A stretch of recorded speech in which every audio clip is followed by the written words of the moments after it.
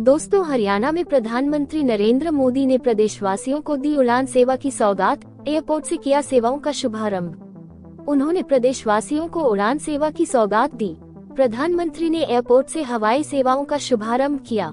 मोदी को हिसार एयरपोर्ट पर बनने वाले 410 करोड़ के शंख आकार का एयरपोर्ट टर्मिनल मॉडल दिखाया। इसे पंडाल में रखा गया है। हरियाणा सरकार की उपलब्धियों की प्रदर्शनी भी रैली स्थल पर लगाई गई है। नए टर्मिनल भवन की आधारशिला रखी। प्रधानमंत्री नरेंद्र मोदी हिसार में महाराजा अग्रसेन हवाई अड्डे के नए टर्मिनल भवन की आधारशिला रखी। इसकी लागत 410 करोड़ रुपए से अधिक होगी। इसमें एक अत्याधुनिक यात्री टर्मिनल, एक कार्गो टर्मिनल और एक एटीसी भवन शामिल होगा। आधुनिक सुविधाओं से लैस होगा हवाई अड्डा।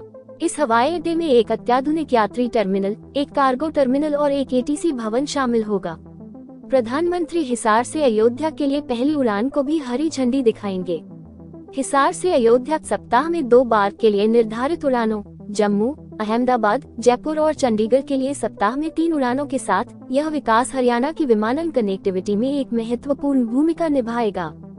थर्मल पावर यूनिट की आधारशिला रखेंगे पीएम। इसके साथ ही प्रधानमंत्री बिजली के बुनियादी ढांचे को बढ़ावा देने के साथ साथ इस क्षेत्र में अंतिम छोर तक बिजली पहुंचाने के विजन के तहत Deenbandhu Chhoturam thermal power plant की 800 मेगावाट की आधुनिक थर्मल पावर यूनिट की आधारशिला रखेंगे।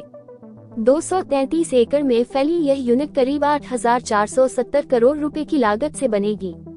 इससे हरियाणा की ऊर्जा आत्मनिर्भरता में उल्लेखनीय वृद्धि होगी और पूरे राज्य में निर्बाध बिजली आपूर्ति सुनिश्चित होगी। वहीं गोबर यानी जैव कृषि संसाधन धन को बढ़ावा देने के विजन को आगे बढ़ाते हुए पीएम मोदी यमुनानगर के मुकरपुर में एक संपीड़ित बायोगैस संयंत्र की आधारशिला रखेंगे।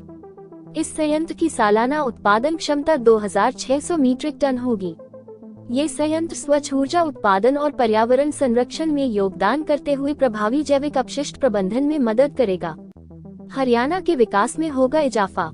इसके अलावा पीएम मोदी भारतमाला परियोजना के तहत करीब 1,070 करोड़ रुपए की लागत वाली 14.4 किलोमीटर लंबी रेवाड़ी बाईपास परियोजना का भी उद्घाटन करेंगे। इस बाईपास से रेवाड़ी शहर में भीड़भाड़ कम होगी। दिल्ली नारनौल की यात्रा का समय करीब 1 घंटे कम होगा और क्षेत्र में आर्थिक और सामाजिक गतिविधियों को बढ़ावा मिलेगा। लोगों को इससे काफी आसानी होगी, जो क्षेत्र की प्रगति के लिए मील का पत्थर साबित होंगी।